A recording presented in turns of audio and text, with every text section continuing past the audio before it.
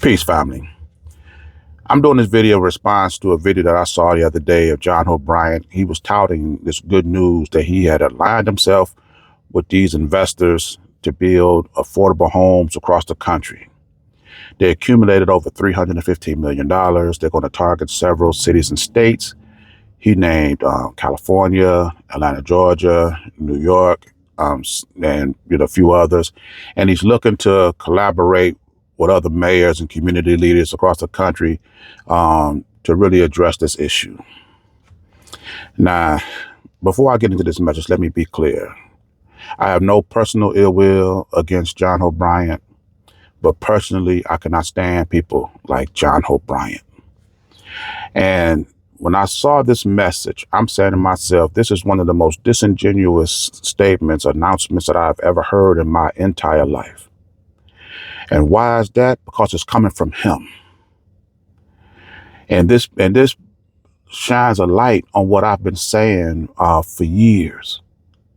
It is, Black people, do you have any idea what you risk losing if we do not have ownership and control over our existence? And if we decide not to have it ourselves, we need to be mindful of who we put this authority, this power in the hands of. Because, see, people like John Bryant, this man at one point in time had over 700 rental properties, 700 clients. And now here you are with another equity group to address the affordable housing issue. So what happened to the 700 homes that John Bryant had? He sold them all. He took his message of hope and faith and peddled it to the poor, telling them that the reason why Black people are struggling is because we don't have financial literacy. And if we just knew that, it would improve our situation. So he took his message of hope and faith, got people to buy one of his five financial literacy books, got over 700 people to buy rental properties from him, or to rent rental properties from him. And then what did he do after that? He sold them to a private equity group. And he sold them without a concern of the people that was renting from him. Well, how do you know that, Jonathan? I mean, prove what you just said. Well, I'll prove it this way. I had a conversation with him on Instagram. And as John Bryant, through one of his initiatives to get your credit score up to 700, he used that to get these people into his homes. They also, assuming all these people got 700 credit scores. And he said that up under his leadership of his organization, the people who rent from him, if they have any problems, he would give them like 1 month of life expectancy, which means that they would have to pay rent for that month.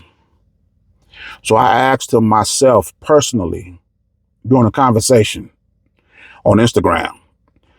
I said, when you sold your homes to this private equity group, did they at least honor the agreement that you had with your tenants? In response, he said that he was not sure. So then when I came back and said, so why would you sell your 700 homes to a private equity group if they're not going to honor the agreement that your tenants had with you? And because he couldn't articulate his reason why, and in my opinion, he didn't give a F why, he sends a message back for $150 million with the drop the mic emoji. So you didn't give a F about the people that they're renting from you, the security, the protections that they had from life. If they have a setback, that you would give them a month reprieve. All you wanted was the $150 million, and you didn't care. So now here you are with yet another equity group to fix the housing problem that was caused by the previous private job sector. How does that make any sense? And see, John O'Brien, if you had half the brains that you claim that you do, and you being a man that's accumulating over 700 rental properties, and with your acuity on financial literacy, you should have seen the cost of rent and mortgages going up. You had a base of 700 homes that you could have used that as an example to give the people affordable housing, to support the system that they live up under. But you didn't. You sold them out.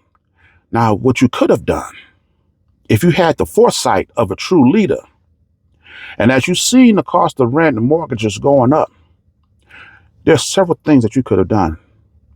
You could have did a rent freeze to all your tenants. Listen, I'm making an announcement. I don't care how much the rent goes up. As long as y'all rent with me, you don't have to worry about paying that one dime more. That's what you could have done. Or you could have also put some of that math that you love to tout so much, your business acumen that you love to brag about, and say, you know what we're going to do? We're going to base your rent on your income. You done got the information, you done got their jobs, what they make for a living, and use their income as a basis of their rent, so that their rent does not consume more of their check than normal. You could have did that. Or you could have did something else. You could have just lowered the cost of rent for everybody.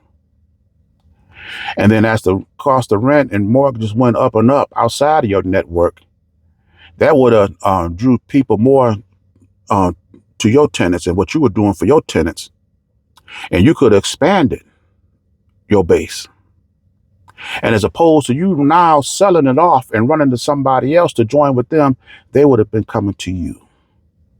And then your policies and your legislation that you have for your tenants could have been the law that protected not only the people that's in your base, but everybody else that would have came in afterwards.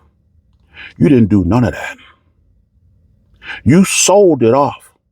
And now you got a group of people coming into these communities that has no legal binding, no policies, no legislation to to hold them accountable to what they promise.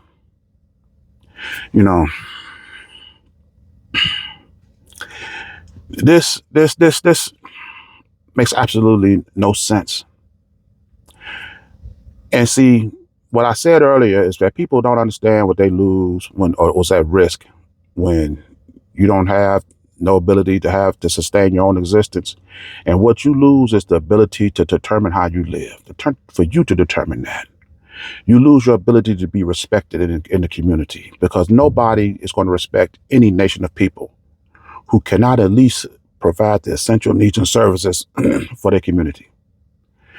You lose your ability to do for yourself.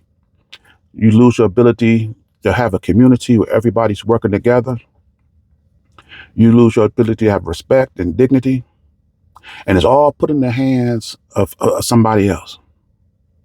And seeing people like John Hope Bryant, you put your faith and hope into a person like John Hope, and once he reaches a certain number, he will then peddle your faith and hope off to the highest bidder. And then don't even hold these people accountable to the agreement to the people that he had before. Now, that's another option that you could have done. You could have sold at least a portion or your group to this new equity enterprise. Hold them accountable to the agreement that you made with your tenants. And then what you did with anybody else that want to rent from them, that's a separate, totally separate issue. But at least the people that entrusted you would have been secure. You didn't even do that, John Hope Bryant. This is why I say when you made this message of good news, anything that's good about the people coming from you is short-lived. You done sold your people out before, and who's to say that you won't sell them out again? It makes absolutely no sense. But I'm in this video here. And as always, these are my thoughts, my opinions. I invite you to leave yours in the comments, and I'll see you in my next video.